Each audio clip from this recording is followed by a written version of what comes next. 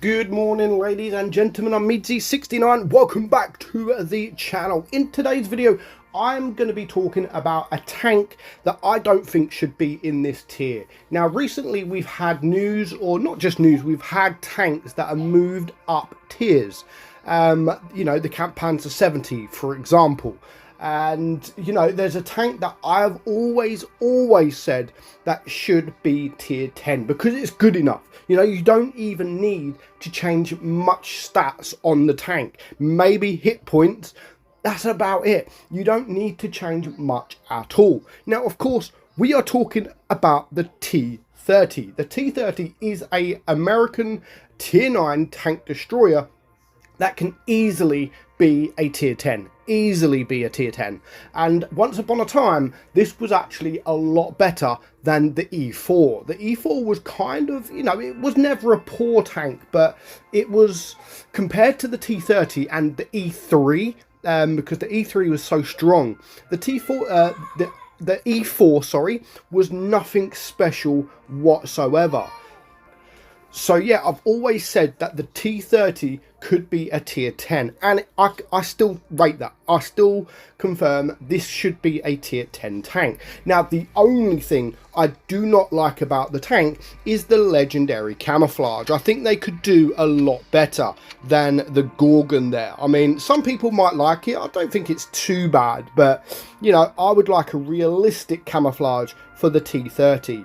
But that's the only, for me, that is literally the only negative thing about the tank. So we're going to look at the stats. We're going to get into a game.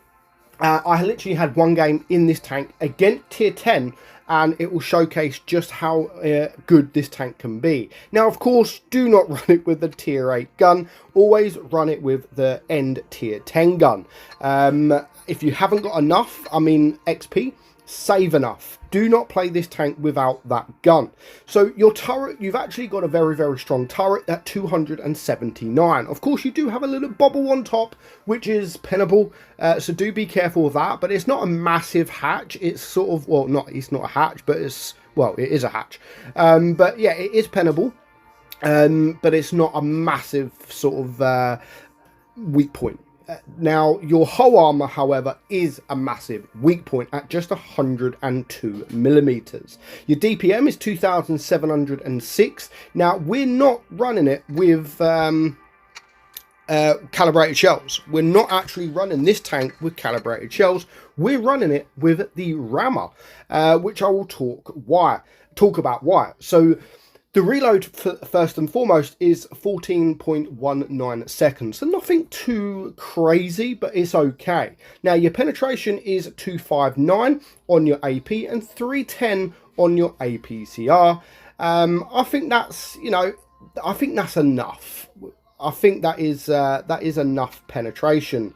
I actually thought it was a lot more, but the only reason that I don't run it with the calibrated shells is because it is APCR and it doesn't add much to it. I mean, if you wanted to run it, you'll get to 326, which, okay, it's not too bad, but I still think that you will penetrate most things that come in front of you. So 90, 280 pen, 326 on your, sorry, if you, let's change it back. Where are we? So 310 on your APCR and 90 on your HE, which is not too bad. You will be able to penetrate quite a lot of tanks with that 90. Now, you have a 640 alpha gun on your AP, 545 on your APCR, and 960 on your HE. So, of course, if you can get that HE out, I strongly recommend to get that HE out because it will help that DPM. You've got an aim time of 3.9 and a gun dispersion of 0.353 with a very nice 10 degrees of gun depression. You have a top speed of 38 kilometers per hour.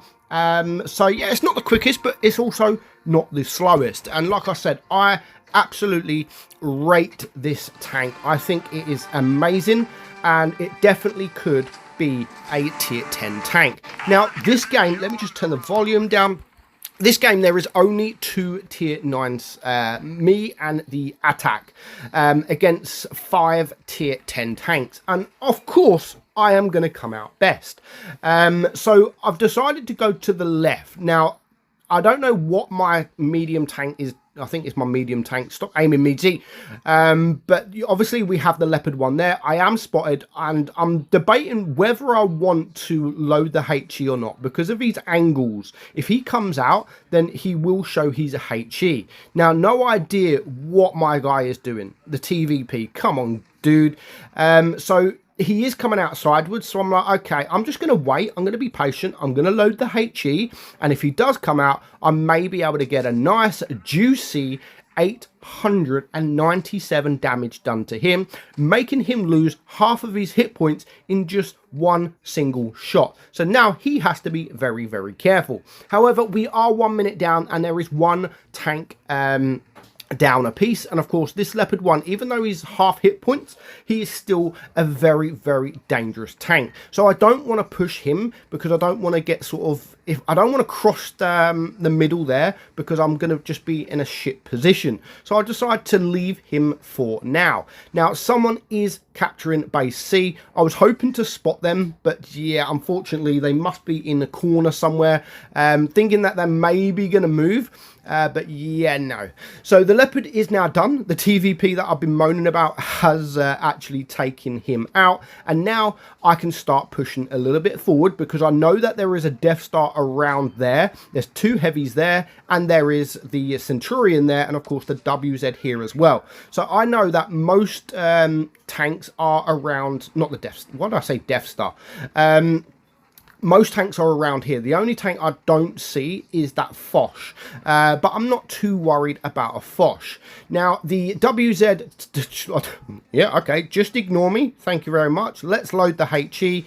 1,038 damage done into him. So that is now 2,600 damage. The Centurion is chasing me. He should have just kept going, but of course the TVP is there.